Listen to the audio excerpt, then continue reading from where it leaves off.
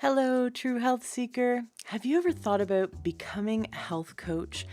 Do you love learning about nutrition and how we can shift our lifestyle and our diet so that we can gain optimal health and happiness and longevity? Do you love helping your friends and family to solve their health problems and to figure out what they can do to eat healthier? Are you interested in becoming someone who can grow their own business, support people in their success? Do you love helping people? You might be the perfect candidate to become a health coach. I highly recommend checking out the Institute for Integrative Nutrition. I just spent the last year in their health coaching certification program, and it really blew me away. It was so amazing. I learned over 100 dietary theories. I learned all about nutrition, but from a standpoint of how we can help people to shift their life and shift their lifestyle to gain true holistic health. I definitely recommend you check them out.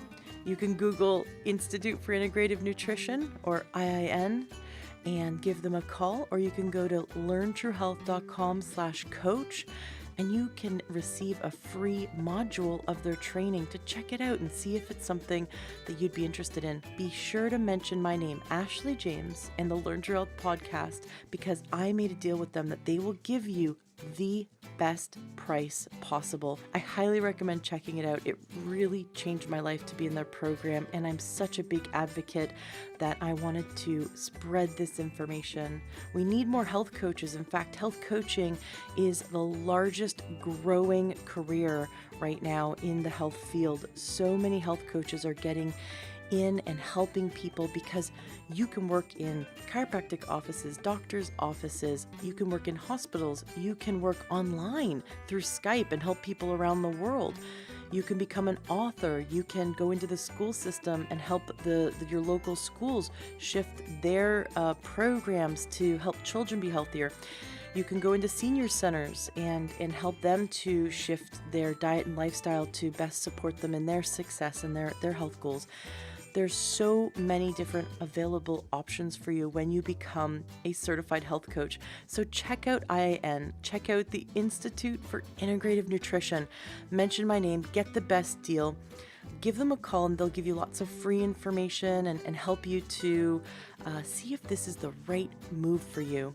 Classes are starting soon. The next round of classes are starting at the end of the month. So you're going to want to call them now and check it out. And if you know anyone in your life who would be an amazing coach, please tell them about it. Being a health coach is so rewarding and you get to help so many people. Have a fantastic day and enjoy this amazing interview. Welcome to the Learn True Health podcast.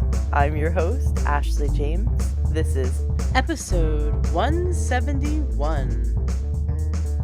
We have a wonderful guest today. I'm very excited.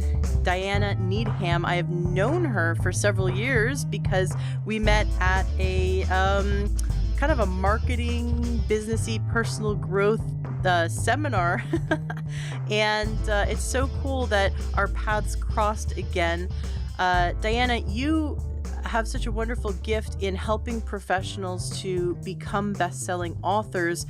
And although at first glance this doesn't sound like a topic that a holistic health podcast would cover, I think it's perfect because my mission is to help uplift the naturopathic profession and other holistic health practitioners. And what better way that to uplift these professions and get this information out there than to become best-selling authors and have their voice heard. And so Diana's here today to share with us some tools and some tips and tricks for how we can go from have never written a book to publishing a best-selling book. Welcome to the show. Oh, thank you so much, Ashley. I'm so excited to share with your community. As we were just talking, I love your mission. And, the truth is, everybody that's following you and that's part of your community is very heart-centered. And I happen to believe it's time for the heart-centered people to stand up and get their message out there. And having a book is such a very powerful tool because it not only helps us get our message out there and help more people, it's a way that we can position ourselves and get known in our communities and the people that we're here to help. Wonderful. Well, I'd love for you to start by sharing your story. What led you to become this, um, coach of best-selling authors, this creator of best-selling authors? Well, it's kind of just like most everybody, the path has been a little bit of a circle. My background is I spent 26 years in large corporate in the banking space, and almost all of my experience there was managing very important strategic projects. So, at first glance, and now I'm working with folks on marketing and getting their message out there. So, at first glance, those may look like two diametrically opposed things. But what I've finally figured out is that when I'm working with an author and working on their book, to me, it's a project. That is my skill set. I have a gift of, and I used to think that everybody thinks this way. I've since learned that that's not true. But I have a gift of, if I know where it is you want to be, like what is the end goal for this book, you have it in your hand. The way my brain works is I, in essence, reverse engineer that process back to the beginning so that we have a really clear path to follow that gets us to the finish line that you define.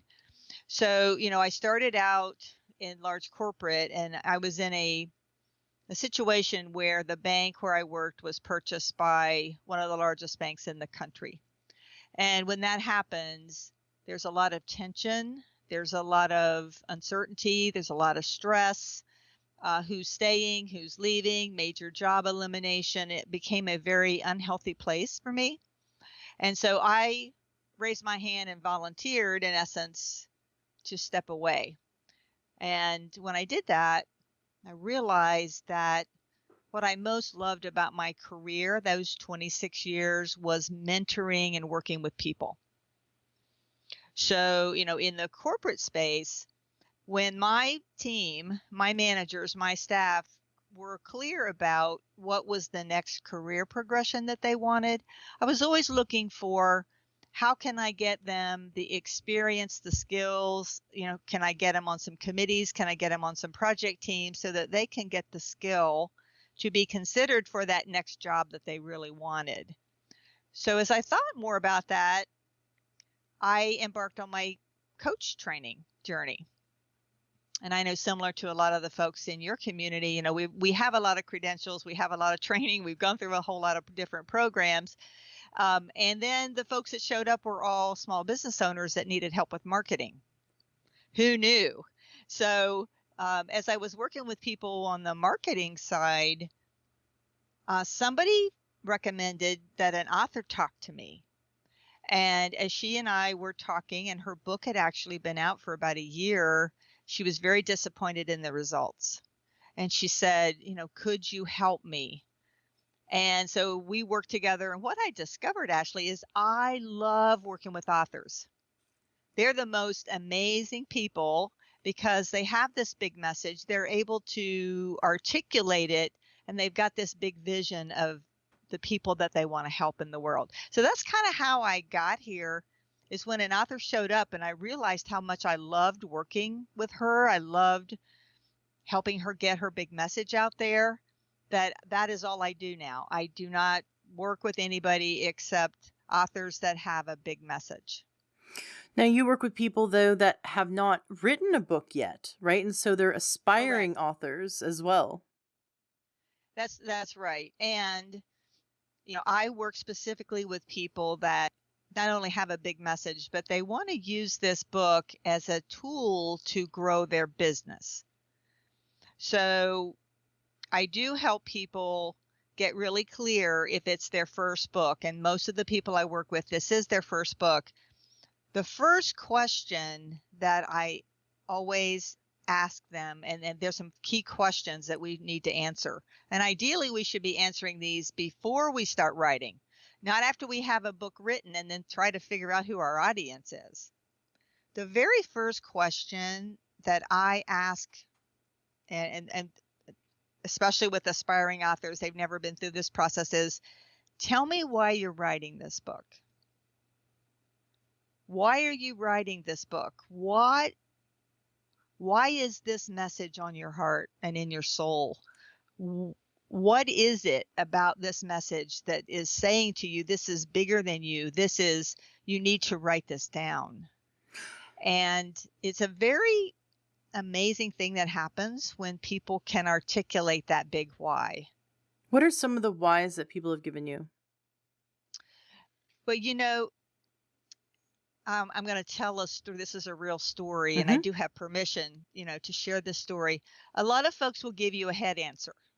And when I say a head answer, what I mean is they'll say things like, well, there isn't very much information out about this, or what's out there seems to be confusing, or they're just, everybody's afraid of whatever it is I want to write about. And I had this lady, this was a couple summers ago, and she wanted to write a book about the blending of essential oils. Mm-hmm. Now, I know that you understand that, and most of the listeners here probably understand that. I didn't know a whole lot about it. Of course, I know what essential oils are, but I didn't know that you could mix 3 drops of this and 5 drops of that and use it for different purposes. It's just not something that I really fully understood. So when I met with her and she showed me these other books, and she said, in a lot of essential oil books, there might be 2 paragraphs about blending, and people are afraid of experimenting. Mm-hmm. And I followed up with her about a week later, and my intuition said, ask her again why she's writing this book.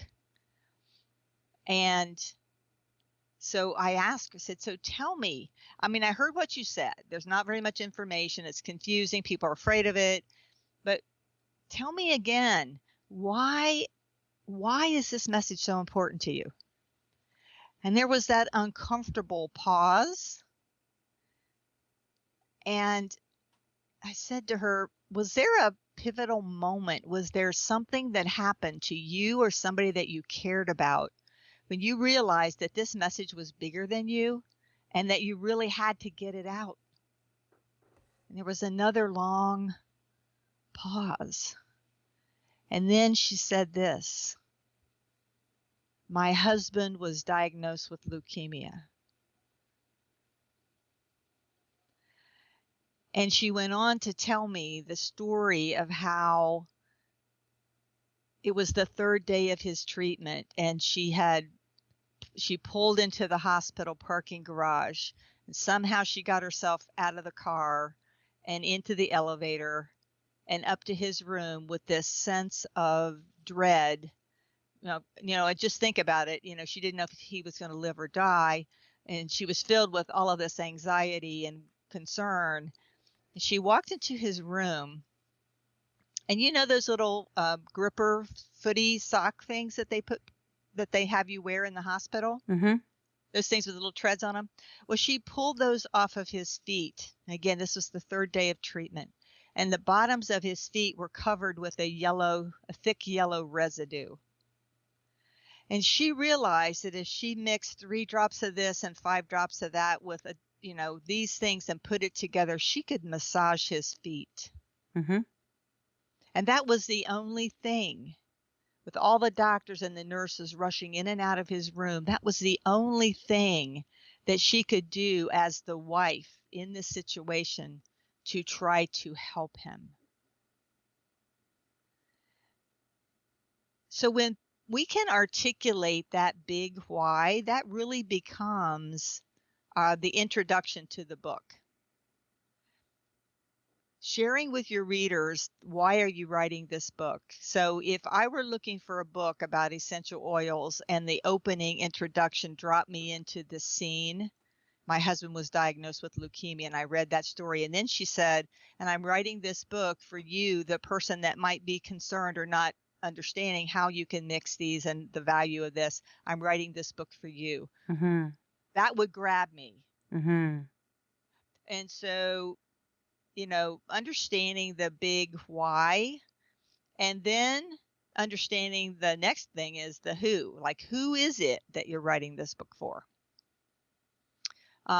Is in very specific terms, like, who is it? I always work with my clients to identify a person, one person, not a sea of people, but one person. Who is it that you're writing this book for? So, it could be busy moms, it could be, empty nesters, but what about them? What is it about them? How much do we know about them? What are they worried about? What are they concerned about? What is the big problem that your book solves for them? And I ask my clients to really get really clear and see a specific person. And if we're using this book to build our business, we really want to attract our ideal client, right? Absolutely. Yeah. That's the whole point of the book, is Right. to Right. help get our message out and help reach the people that are seeking this information. Absolutely. And so sometimes I have to say to them as clear, okay, so think about an ideal client that you've had in the last 3 months. You loved working with them. Everything just flowed. The communication all worked. They didn't question your ability. They followed what you said. They got real results. Write down as much as you can about that person. What is their age? What is their marital status? Do they have kids? What does their spiritual community look like? What are they interested in? What other books do they read? Like, as much as we can about who that person is, so that when we're writing this book, we've got the face of that person in front of us. Mm-hmm. Because we know that there are thousands of people just like that one. So who specifically is your ideal reader? And again, if you're writing this book for your business, it's also your ideal client. And then the third thing we want to think about is, what's the big challenge that this book solves for this person? Right? What is the challenge? What's the pain? What's the thing that's keeping them awake at night? What are they really frantic to solve? What is that big challenge that they're having right now? This person has a face, they have a heart, they have a problem, and you have the solution. So what's the big challenge? Because that, in essence, becomes the heart of your book. It becomes your chapters. Your process for solving whatever that problem is becomes your outline, becomes your chapters. Does that make sense? Absolutely. Just thinking back to all my Kindle purchases and how many books I was seeking specifically to solve a problem or a pain that I had. It was to solve like you said, a challenge. Most of my books that I read are like really geared towards a very specific thing I want to learn. So not like something general, like, dieting is so general. Like, I want to learn about ketones, or I want to learn about, you know, um like one specific kind of hormone and how it affects. So I'm like looking for, there's whole books dedicated to this one process that I want to understand more about. And so I'm really looking to solve something very specific. So it's okay to get really specific, because then you're more likely to attract exactly who wants to buy your book and read it, and then hopefully become your client or your patient, depending on what field you're in.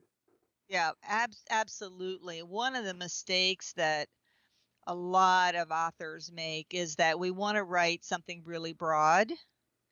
And, if you can't define your audience, if your market is everybody, your market is really nobody. Mm-hmm. So, what is the challenge? And you're right, it is very detailed. I'm working with somebody right now who's writing a book about the challenge that parents have with allowing their children to fail. Mm. When the kids go out into the world, it is not always going to be rosy. So when they're growing up, the value of letting them fail, letting them figure things out, it's very, very specific. Mm-hmm. He actually runs multiple locations of a counseling clinic, and he's positioning himself to do more speaking and to do more consulting. So being very specific. What is the challenge? We're all looking to solve a very specific problem, as you just said. Another thing that we need to consider is, what is it that we want our readers to know, accept, believe, or understand? So when they close this book, what is it that we want to have them really believe and understand? And these are all things to keep in front of us while we're writing. Mm-hmm. As we're writing the content, is it in alignment with what it is I want them to know, accept, or believe when they're finished with the book? And the last big question that especially aspiring authors, or anybody writing a book really, is, what do you want the book to do for you? What is the result? So, imagine this book is done. It is well written. It has a beautiful cover. It's professionally laid out. Everything about it is very appealing to your ideal client or your ideal reader. What is the result that you want? So you might say, I'm a holistic practitioner and I want this book to be my big business card. Mm-hmm. Oh, and I explain that for listeners who don't know that a strategy. I think it's fascinating. Well, when you would think about um, referral partners, for example. So if I'm a holistic practitioner, I would want the other holistic practitioners that have my ideal client already in their circle, but they offer them something different. I would want them to know that I'm here. I would want them to know what I offer. So just to give you an example, if I were going to a networking event and let's just say I'm a chiropractor, I'm a holistic chiropractor, who are the other people, that the other business owners that already have patients or clients that might need chiropractic care? So like a midwifes, Acupuncturist, acupuncturists, massage herbalists, massage therapist, yes, therapists, right? dietitian, nutritionist. They're not And competing. They're collaborating, and they can refer back and forth to each other. right, exactly. So one of the ways that you could use this book as your big business card is when you meet somebody and you feel a connection. Now, this doesn't happen with everybody when you meet them at networking events, but when you meet someone and there's a really strong connection, and you say to them, last year I published my book, give them the title, I would love to gift you a copy. Mm-hmm. You pull it out, or you mail it. Maybe you wait and you mail it, snail mail. We all like to get things in the mail, and you sign it, and you send them a little note. How much further that goes in terms of forming the relationship of trust Mm-hmm. that leads you toward that referral partnership.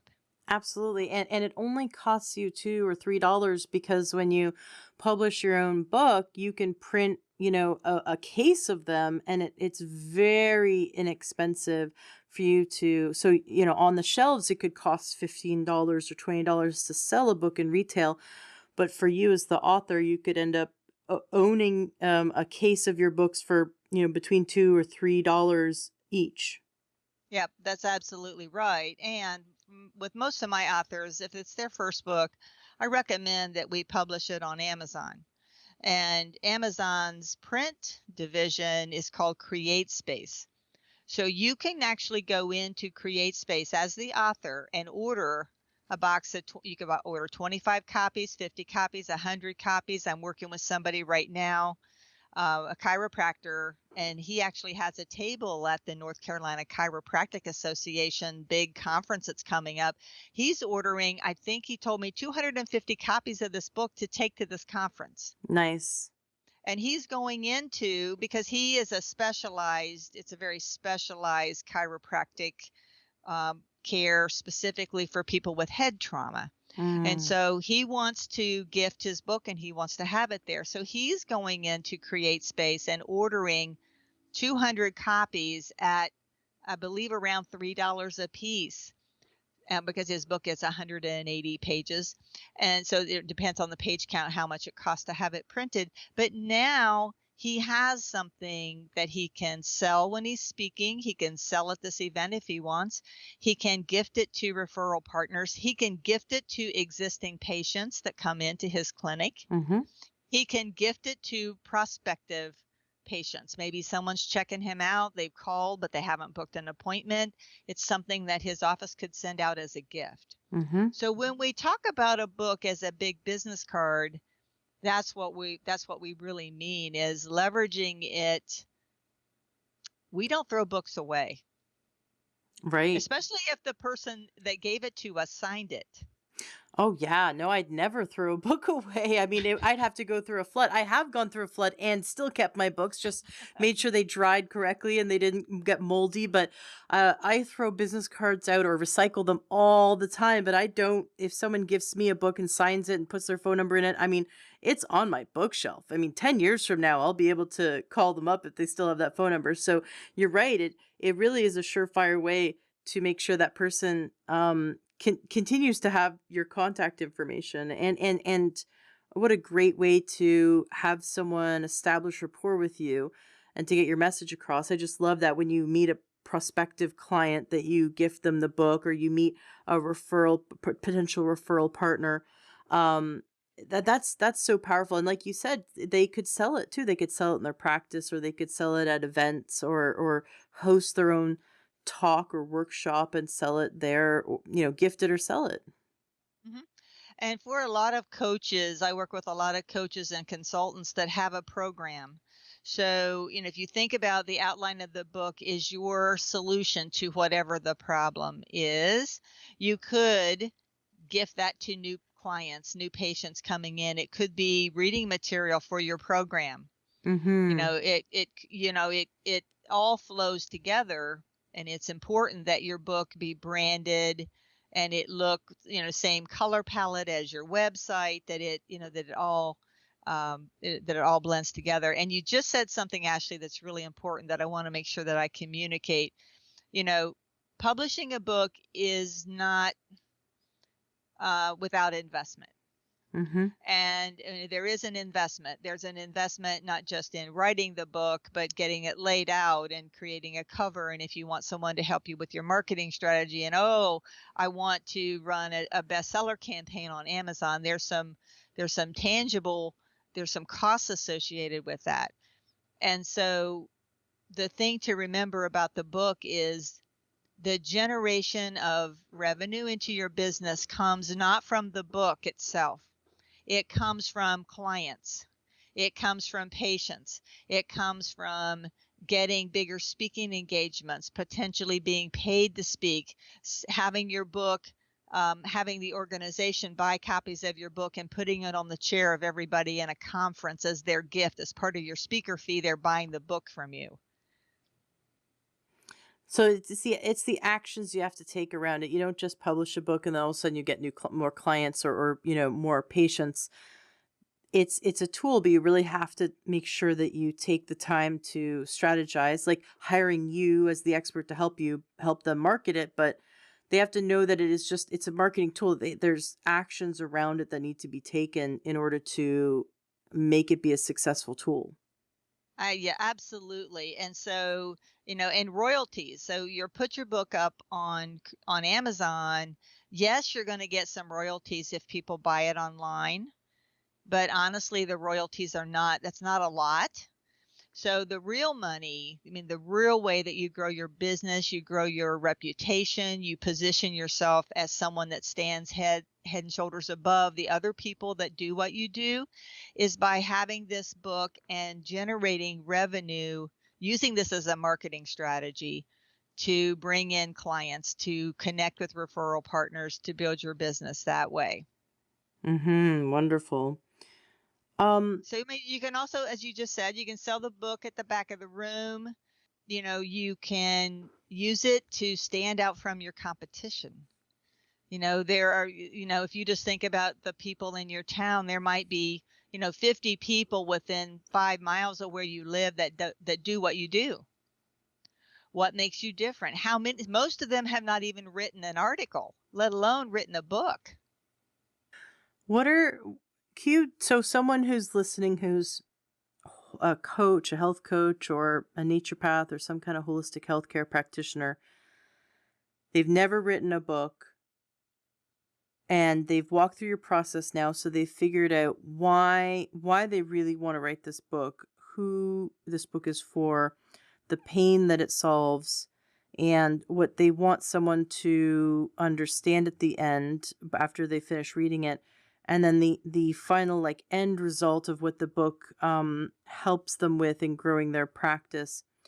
Once they've laid that out, what are some of the next steps to finally getting pen to paper?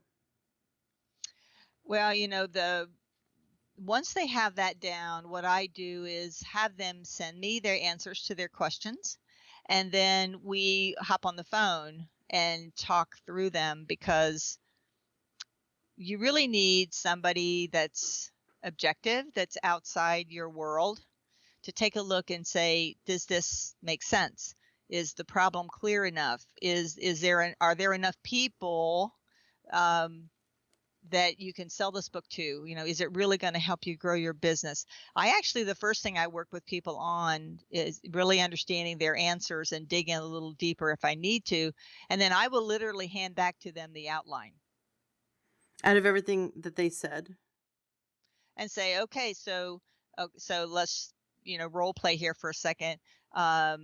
Somebody calls you tomorrow and they say, I am in crisis, with whatever the problem is that your book solves. I'm in crisis. And so what I do, Ashley, is I pull out of people. Okay, so somebody called you and they said they're in crisis. What is the first thing you tell them to do? And they tell me. What is the second thing? Okay, so now they've got that down. Okay, what's the next thing? What's the next thing? What's the next thing? And before you know it, we've got 5 chapters. Mm-hmm. Or it could be 6, or it could be 7. It depends. 5 is a good number, but whatever your process is, so, and a lot of people haven't really thought about, they have a process. It's just not written down. It's in between their ears.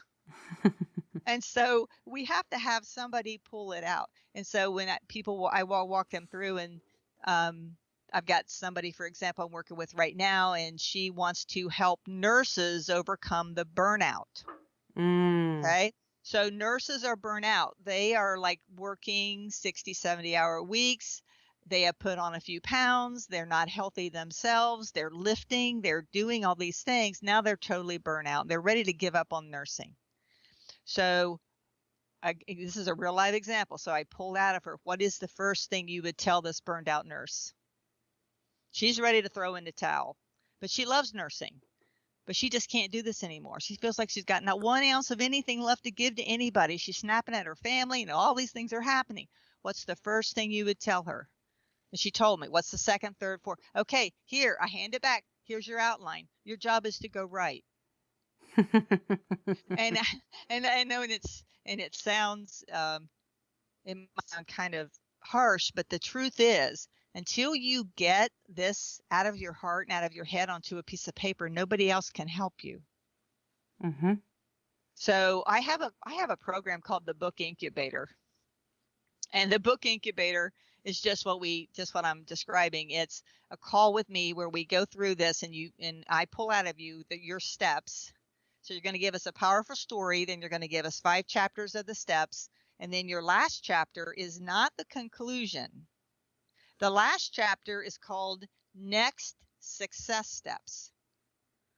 Because this is not the end. You do not want the person to fold the book up and go, well, that was nice. Right? I mean, next success steps. Summarize what you just told them, and then tell them, what do you want them to do now? Do you want them to come to your website? Do you want them to call you for a consultation? Do you want them to come to your website and get your free gift? What is it you want them to do next? And then I send them off to write. And in 6 weeks, I tell them, in 6 weeks, if you're serious about this, you can have your first crappy draft done. Now, note I said first crappy draft because that's probably what it's going to be, because it's just going to be out of our hearts and out of our heads onto a piece of paper. It's unedited. It's raw information that then someone can help you polish, craft, reorganize, structure in it. I give them some templates, I give them some videos, I give them information to help them through that. But at the end of 6 weeks, you could have your first crappy draft done and then be ready to then start into the next phase of how do I take this first crappy draft and get it through the beta readers and get it through editing and get it through the publication and all the things that come after. But for 6 weeks, I literally tell them, you have the blinders on. Your job is to write. I love that you pointed out crappy draft because I think some people really get self-critical and beat themselves up. And the best thing to do is just get it all out on paper and then you can edit it, but stop judging ourselves. I think we sort of sometimes act as though we've got our fifth grade teacher looking over our shoulder and we're worried. We're like are judging ourselves so much that we give ourselves writer's block. And just remembering that it's okay to be crappy. It's the first draft. You just gotta have to finish it, and then we can clean it up, and just free ourselves from that judgment. I think that's really important. Yeah, it's funny. I had somebody. I do live workshops here. I live in the Raleigh-Durham, North Carolina area, and I do live workshops. And when I taught this, somebody later sent me a little. I'll call it a meme, little an image with the words, "I just have to finish my first crappy draft," and she has it as her screensaver. Because she said it was so freeing when you said the first crappy draft. It doesn't have to be perfect. And I also tell people, you are not writing War and Peace. You are writing a short and powerful book to help the people that you're here to help and to also grow your business at the same time. It's, in order to have a book printed on CreateSpace with a spine that has printing on it. The spine of a book, the width of the spine of a book is dependent on the page count. So, if your book is really tiny, there's nothing wrong with it being really tiny. Just know that your spine is not going to have any printing on it. If you're going to sell this at the back of the room or you want it to be on a bookshelf at the local bookstore, you really want to have enough pages that your spine has the title of the book and your author name on it. And so people get all hung up on page count and word count and this and that. Just write the book.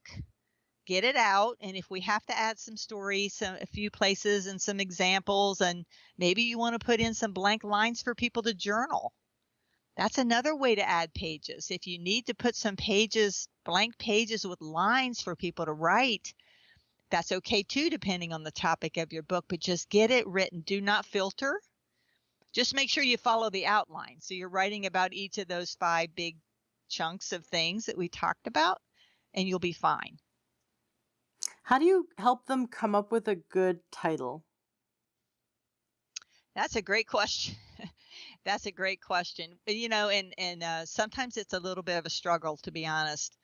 We actually, I have some different templates for book titles. I also tell my clients to go to Amazon, look for the best-selling books in your genre. Like, just go take a look. How are and while you're there, here's another tip. While you're there, make some notes about book covers. Because if we're looking at, if I'm writing a book, and it's in the self-help, category, I want to look at the top authors. I want to look and see what kind of font did they use on the cover. Was the title of the book at the top or in the center at the bottom? What was the image that they had? What size fonts did they use? What about the book cover speaks to me? And make some notes, because if it's somebody that has sold thousands of copies of their book, most likely they paid thousands of dollars for somebody to create that book cover. Mm-hmm. So why would you sit in front of your computer with a Word document trying to figure something out when you have some examples that you can easily go look at? Exactly. So, looking at titles, looking at book covers, coming up with something that speaks to you too. I mean, that's important because this book is very personal. Even if it's about a business topic, it's personal. So, sometimes it's trial and error. Sometimes people want to float titles around, to their colleagues and their peers. I always, though, my advice to people is float your ideas to your ideal readers, Mm-hmm. not your Aunt Sally, right? Not your Aunt Sally. I mean, she loves you and she might just pat you on the head and say, "Well, Ashley, that's great that you're writing a book, honey. I'm sure it's going to be awesome." You really want to ask your ideal clients, your ideal readers, and get their insight. Yeah, that's who you're writing this book for. Mm-hmm. And so be careful who you take advice from, um, because they could lead you in a whole different direction and it isn't going to get you the result that you really want. So, That's good advice for everything in life. yep, Be yep, careful who you listen to. yeah, it really, it really is. So, I hope this has been helpful to your audience. I'm sure there are other things that we could talk about. This whole idea of positioning ourselves, not to boast, not to brag, not to, we're very heart-centered servants here. We're here to serve a specific group of people, but when we have that book in our hand, the other thing that happens, and this is really true, the person that changes the most through this process is the author. Mm-hmm. Because at the end of the day, when this book is done, they have done so much of their own personal work. They have clarified their message. They know who they're speaking to. They know the pain better of the person that they're here to help. They've been able to articulate their message in a way that perhaps they hadn't been able to do before.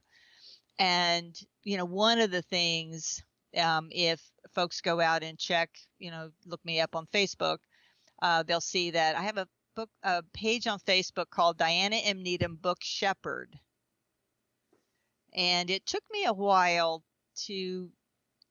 for that term book shepherd to land. I mean, it's something that came from one of my clients.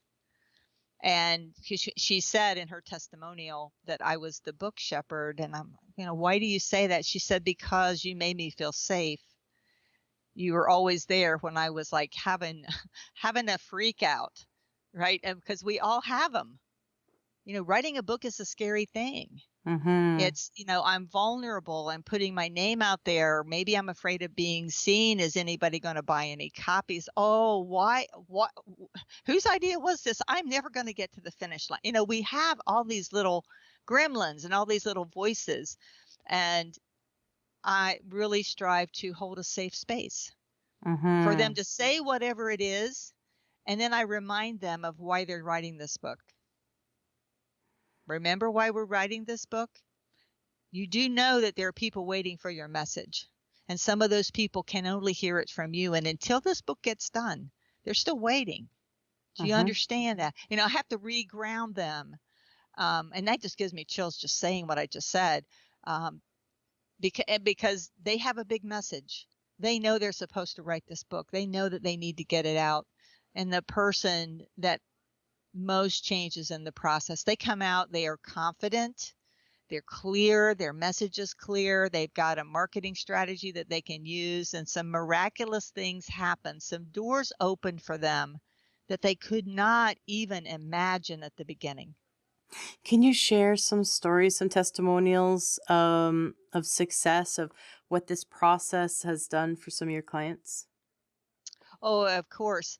I worked with a lady, oh, it's been like 2 years ago now. And her book is really about how to eat healthy and be productive on the road. Oh, that's a Like good one. if you're a road warrior, And it's called Beyond Travel: The Road Warrior's Guide to Survival, or something like that. But when she started this, her big why, she was a sales rep for one of the big pharmaceutical companies. That I happen to live here in a place where there's a lot of pharmaceutical companies, and she was living on caffeine, Starbucks, and sugar And until drugs. she totally, yeah, and selling drugs. Um, and she totally crashed. She was diagnosed with Hashimoto's. I mean, everything came crashing down You mean around you mean pharmaceutical company employees aren't taught how to be healthy? her. Oh, you're a salesperson. Your job is to pound the pavement. So, it's hard. Well, when I was in the banking world, I shouldn't say it's hard to imagine that kind of life, because when I was in the banking world, I was on the plane a lot. Mm. But that lifestyle every week, Oh uh, yeah. you know, she hit the bottom. Mm-hmm. And so when she and I connected, she was in conversation with extended stay hotels.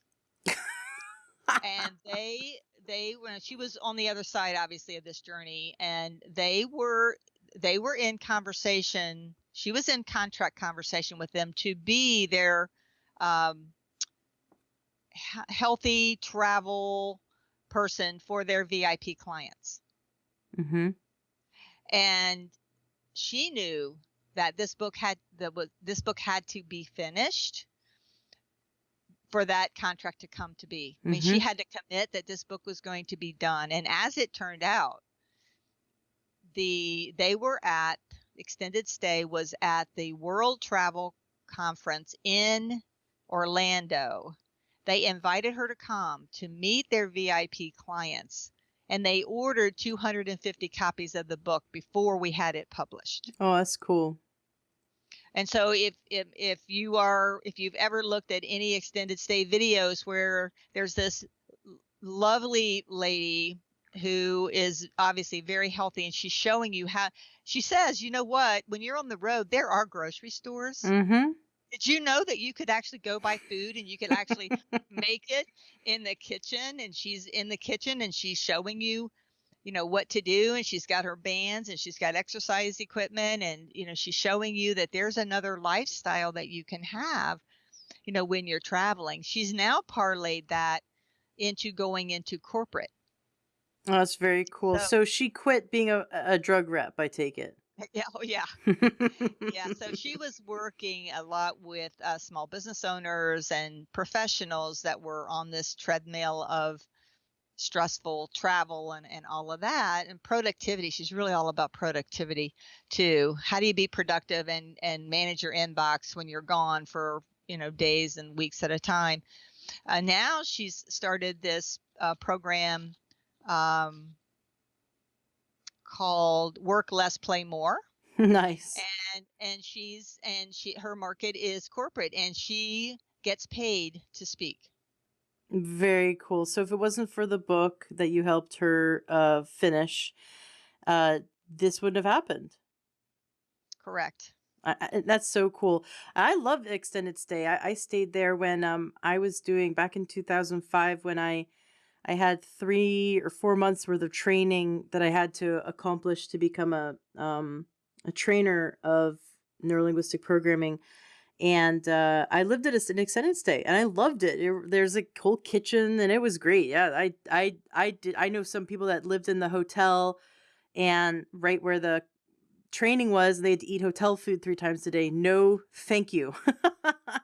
I'd much rather be in Mhm. control of what goes in my body, and that includes having an affordable hotel with a kitchen. I think it's phenomenal. So that is so cool that you have touched so many people's lives because you helped your client get over that hurdle that allowed them. Now she did all the major work. I mean, she's doing the work in her life, but you just were that wonderful coach. That's why health coaches are so great. That's why, like, you're a book coach or a marketing coach, or a book shepherd. They're so great because they just help us get over those hurdles that we might have let stop us. Yeah, absolutely. And it's the guidance. It's the always knowing that someone else is in your corner, and Mm. there are days, and I just got a really touching testimonial. I'm working with two ladies right now that are writing a healthy cookbook, and they just wrote me a touching. It made me cry actually when I read it, because they included in it that I cared as much about their book as they did, Mm-hmm. and I really do. I am invested over 100% with my author clients in their success and getting them to the finish line intact, and making sure that they get the result that they want and that they feel nurtured. And that's kind of goes back to that whole book shepherd thing, which I didn't claim right away, but it began to kind of settle in that people think that I'm shepherding the book, and I'm shepherding the book. I'm also shepherding the author. Mm-hmm.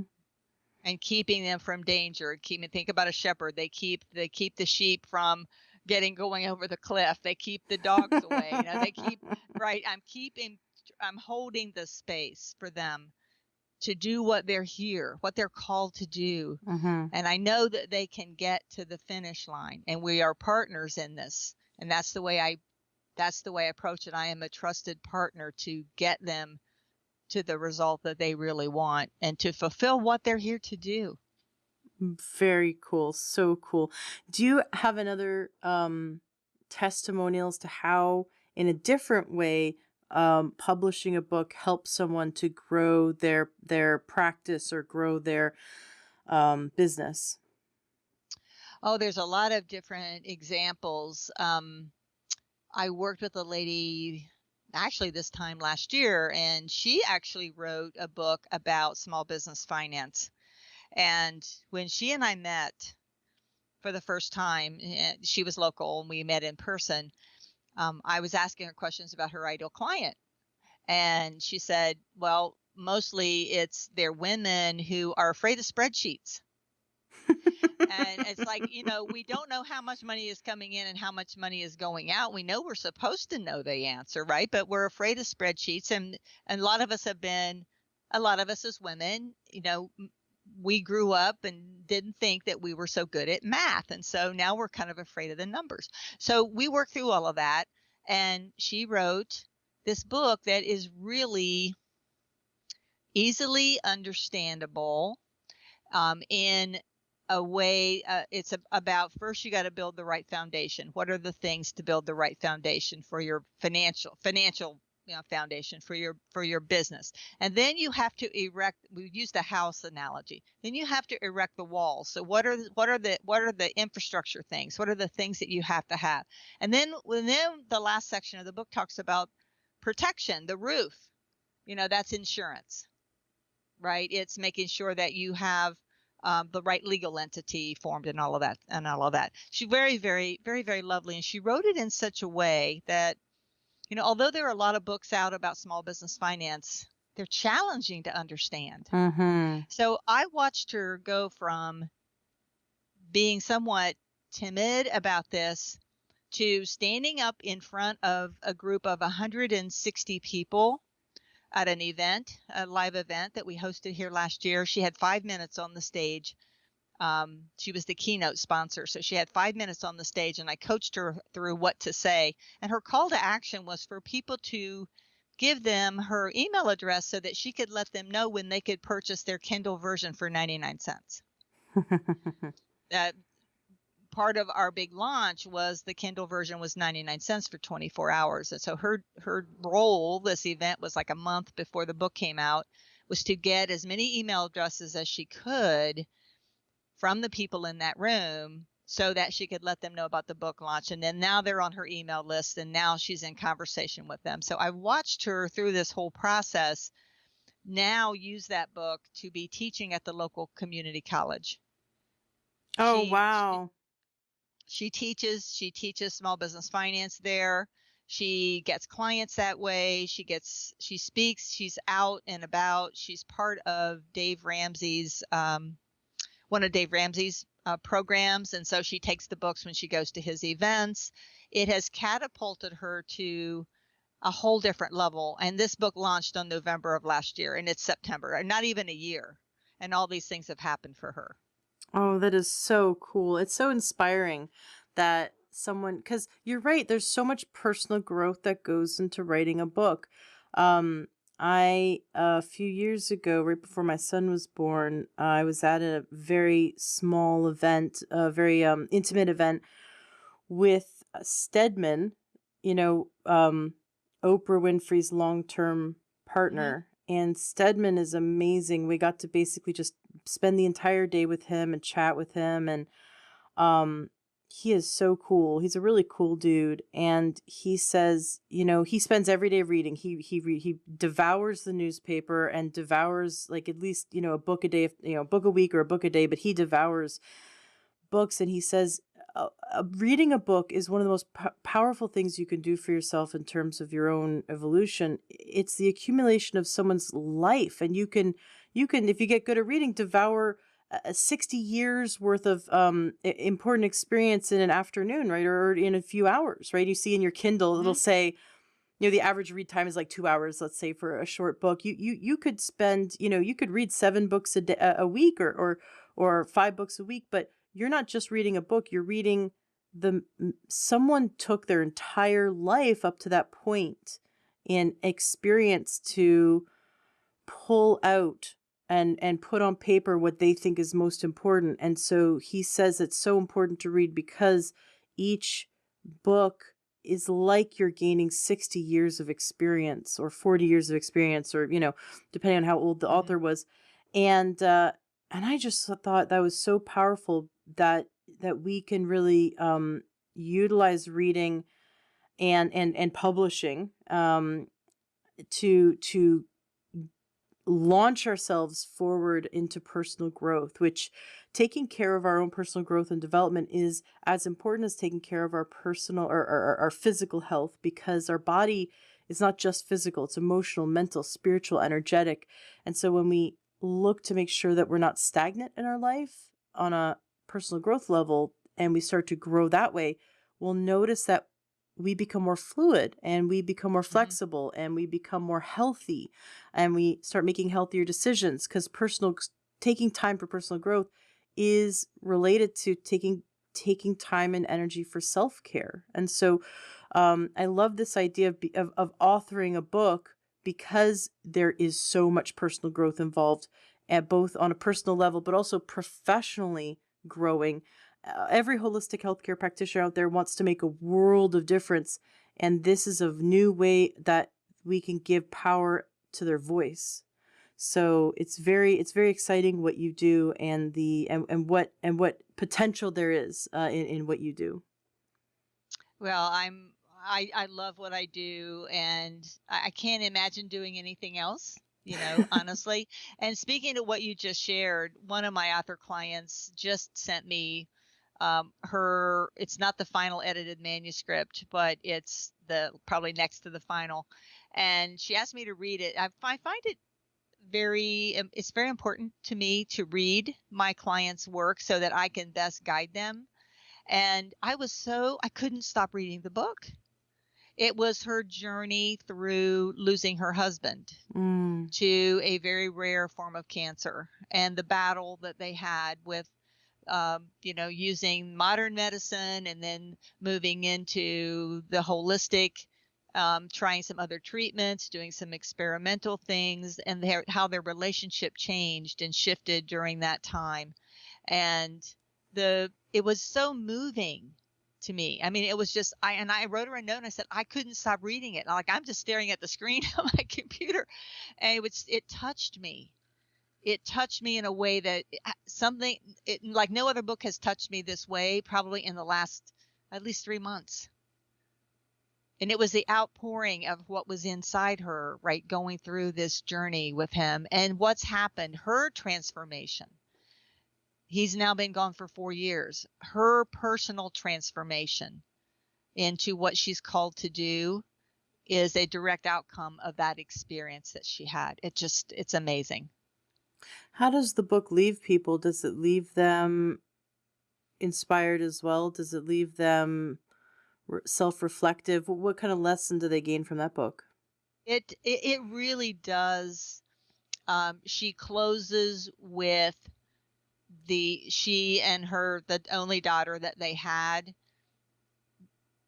their decision of what to do with the final ashes, what he would have wanted. Mm. And seeing him be free finally from the pain that he was in. Mm-hmm. And it was also freeing for them. So yes, it's very inspiring. And I know that she will help many, many people with this book. Wonderful. Well, it's sad, but it's necessary to work through these emotions, right? And not stuff them down. So the books help us process, right?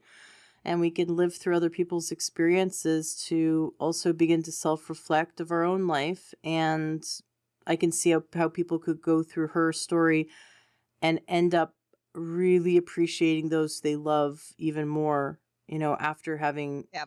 heard her story, and how the relationship changed, and how now we can step back and really appreciate our loved ones around us. So I could see how that would be beneficial.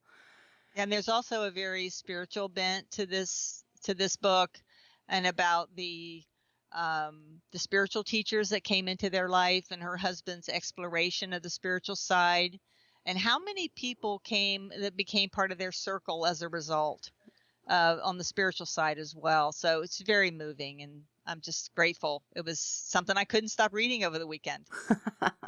Cool. And when does her book come out? It will probably be early November. Probably be early November. Very neat.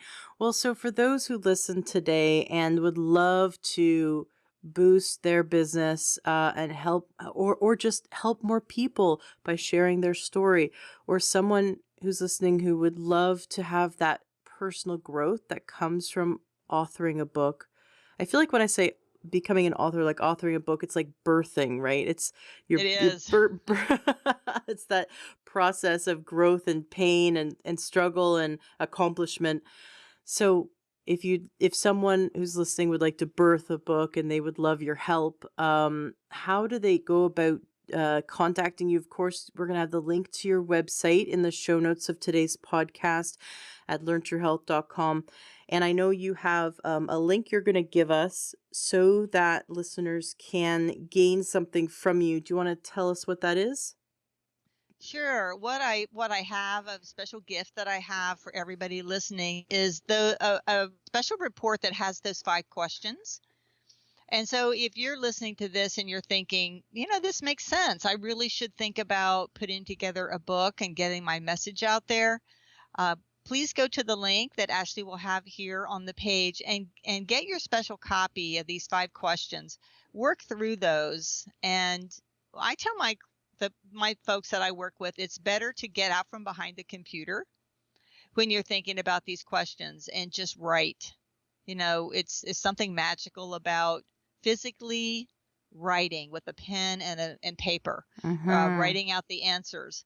And on this report is a special link for you to go directly to my calendar and schedule a complimentary 30-minute conversation. And we can talk about your book, what your mission is for the book, and the next step for you to take. And I would love to have a conversation with anybody who really wants to move their business forward with a book and their mission, really get their mission, get their message out there in a big way. That is so great. Thank you so much for taking the time with any of my listeners who'd like to do this, because I know a lot. I mean, I've got such a great listenership. I've got a lot of listeners who are into healing their own body and they're listening for their own personal health. That's fantastic. And then I have a lot of listeners who are naturopathic physicians, health coaches, nurses, acupuncturists, and so many different modalities. And they, of course, would love to grow their business, because the more business they have, the more people they're helping. So I just know that listeners would be interested. And of course, listeners who are listening and have a holistic healthcare practitioner that they love, like your chiropractor, your naturopath, share this episode with them, because this is such a great way to help uplift the holistic healthcare practitioners and get their message out there and market them in a way that gets them more clients, which helps more people. We're up against big pharma. We're up against that allopathic medical system, and it's going to be our grassroots efforts that win this battle. We need to gang together, come together, and share this information on all different platforms, including books, so that we can really overcome this idea of cut, burn, and poison, this idea of just wait to get sick and then take drugs. That's not what holistic health is. And so many practitioners want to fill their practice so they can help as many people as possible. And this is such a great tool for that. Now, your website is your name, so DianaNeedham.com, which is easy to remember, but also that link is going to be in the show notes of today's podcast. It's been wonderful having you here, Diana, and I definitely want to interview some of your authors, like the ones that are writing your healthy cookbook and like your chiropractor who's healing people with head trauma. I think those are really cool. So I look forward to having them in future episodes. Is there anything you'd like to leave our listeners with? Do you have any final words that you'd like to say to our listeners?